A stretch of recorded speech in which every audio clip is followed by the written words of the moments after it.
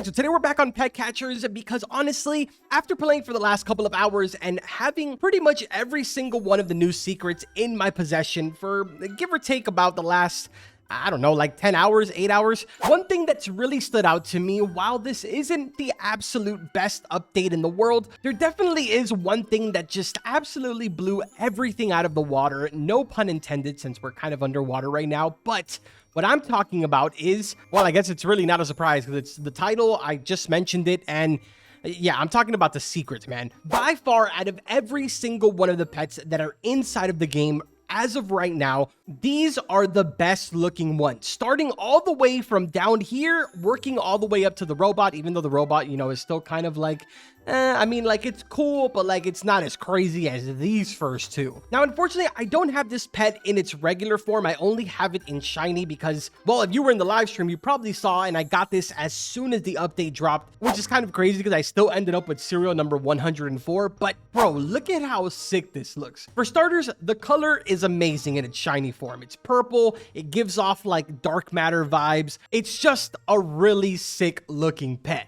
And even when it's not shiny, it's super detailed. And yeah, man, I'm really just hyping this pet up right now, but it really is by far one of the best looking ones in the game. But then just when you thought it couldn't get any better, the Pearl Goddess is here. This one is serial number 474. And bro, I mean, just look at this. This thing is so sick. In my personal opinion, I think that this one should have been the rarest pet from the entire update. Fishbowl should have been number 2, and the robot should have been the easiest one. I mean, like, bro, just look at this thing. It is so sick. Now, although I'm giving the submarine robot a hard time, it really isn't a bad looking pet. The only reason that I am giving it a hard time is because when you line it up with the other two, it does kind of not look that amazing. But when you line this one up with pretty much every other pet in the game, as of the time that I'm recording this video, because I know that there's going to be future comments, which will be absolutely roasting me. But yeah, I mean, look at how cool this is. There's a pet on the very top kind of coming out of the submarine. There's a couple of propellers that are actually animated in the back as well as underneath on the legs.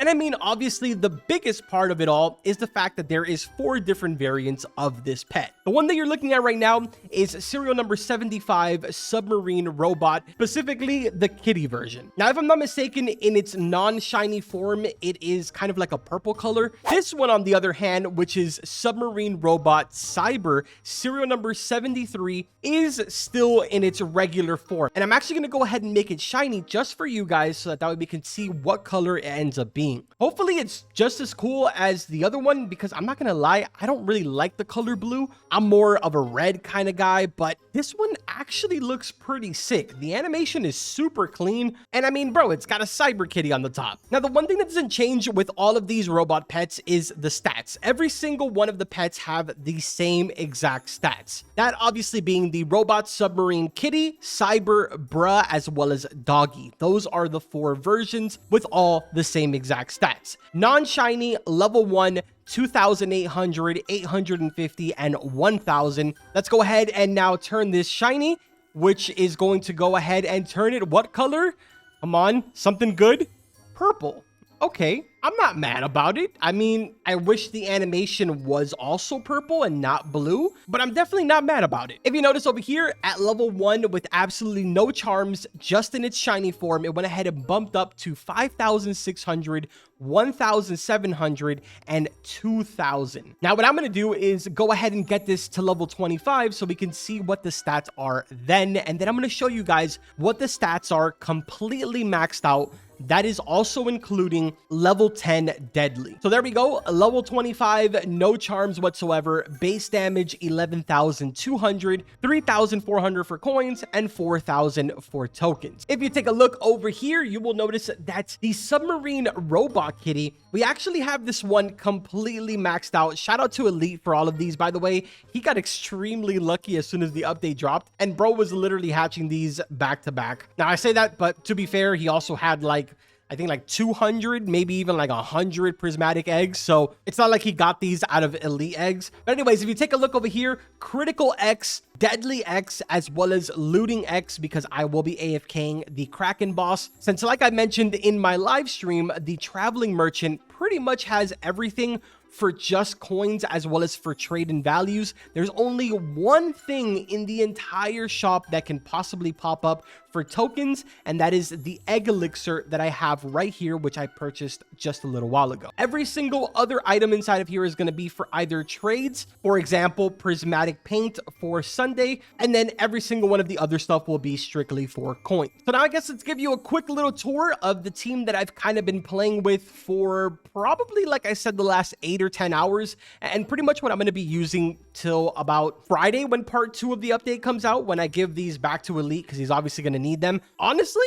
pretty solid team. I'm actually really happy about this because it's going to be super helpful to be able to use these. And of course, your boy still has the trophy. I feel like at this point, I pretty much own it because I've had it for like a week and a half now. I tried really hard to get my hands on the other 2 robots, but unfortunately, I wasn't able to find anybody in time. But I will say shout out to Harmon because he did kind of tell me that he had the bruh pet, or I guess I should say the bruh variant of the robot submarine. But unfortunately, he was at work and it kind of ended up being a little bit later than I expected because I was trying to find the doggy version and it just all didn't kind of work out. But like I mentioned before, every single one of the variants have the same exact stats, and you can pretty much see what they look like off of the little slideshow over here. Now let's address the elephant in the room here, and that is obviously the Bermuda Triangle pet. I will be actively going after this. I will probably have a video out, if not later today or tomorrow, because not only am I going after this, but there's also a lot of people inside of my Discord server which are actively going after it. So I'm sure eventually one of us will get it, and I will bring you guys that video as soon as we get our hands on it. Now, to sort of drift off topic here before we end off the video, I want to touch a little basis on